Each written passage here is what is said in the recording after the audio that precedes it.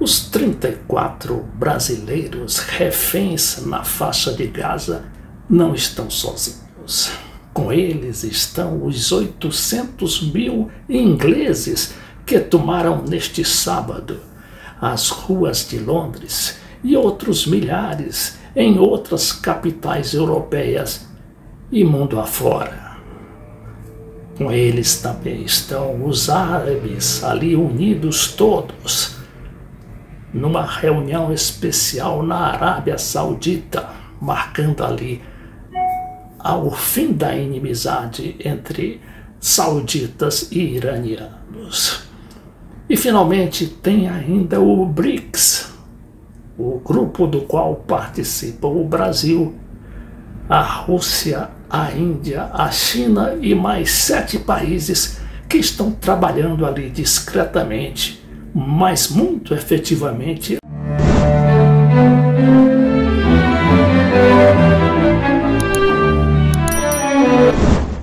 Infelizmente, a gente ainda vai ter de esperar pela queda do atual regime de Netanyahu, Benjamin Netanyahu, em Israel, para finalmente chegar a uma solução negociada para o caso palestino.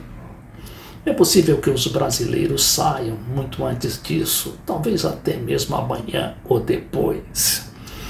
Agora, o importante aqui a assinalar é a unidade, não só dos povos ali europeus.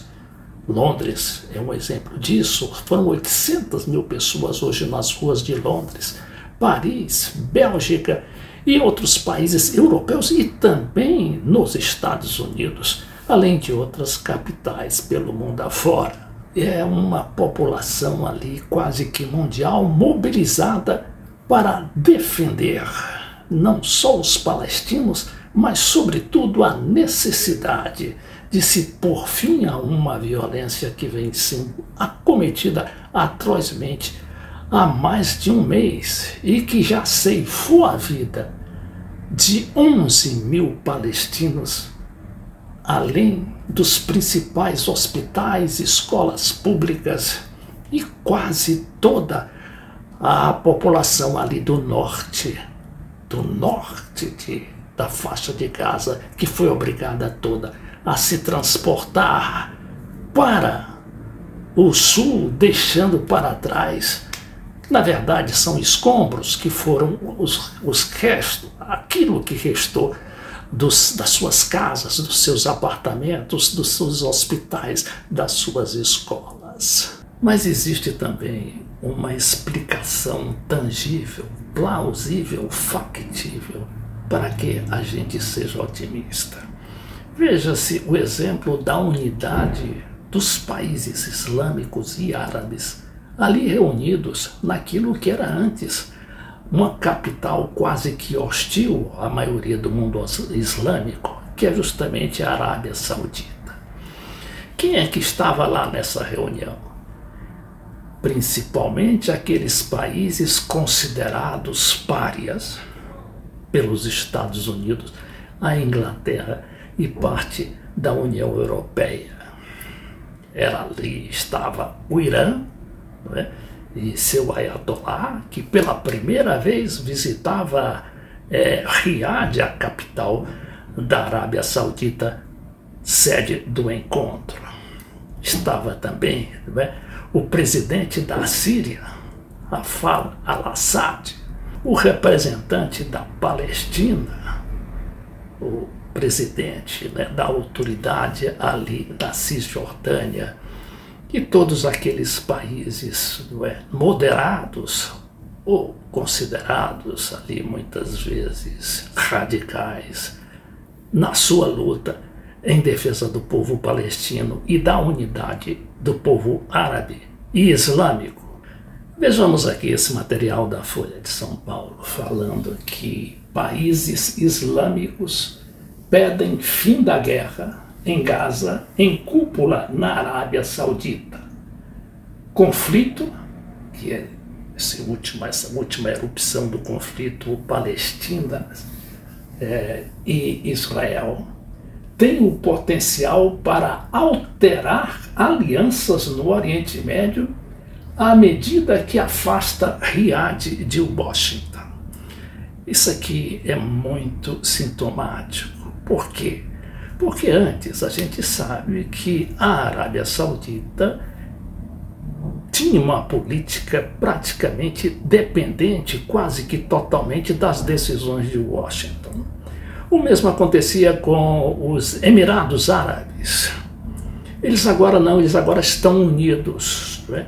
Estão unidos ali com a Síria, que foi readmitida na União Africana, e outros países que, por serem considerados párias pelos Estados Unidos e parte da Europa, viviam ali afastados e não se uniam, mas eles agora sim estão unidos e justamente na capital da Arábia Saudita.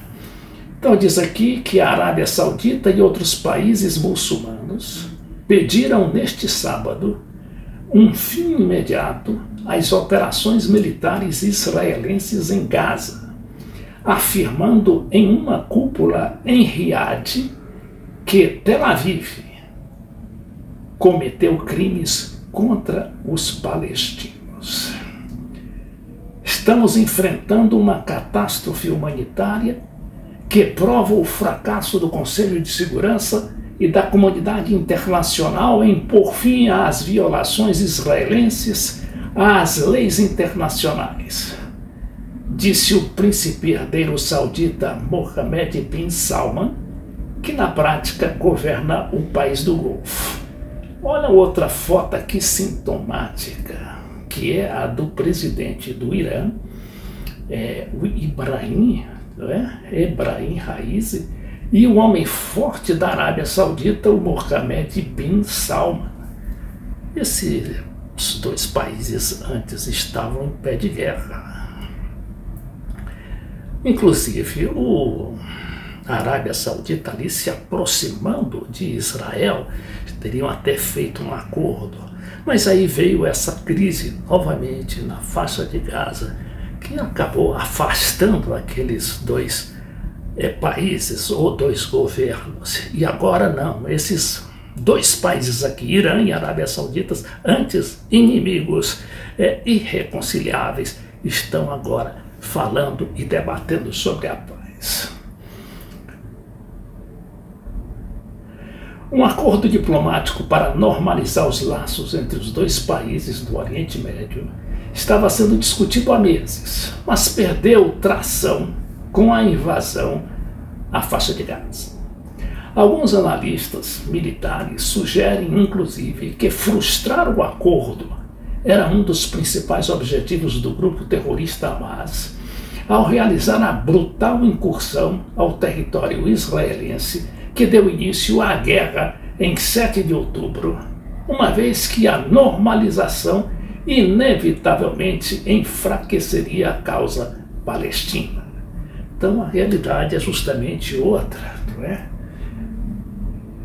E aqui também tem uma outra presença importante nessa reunião, né, de hoje ali em Riad, que foi a do presidente da Turquia, toda a poderosa Turquia.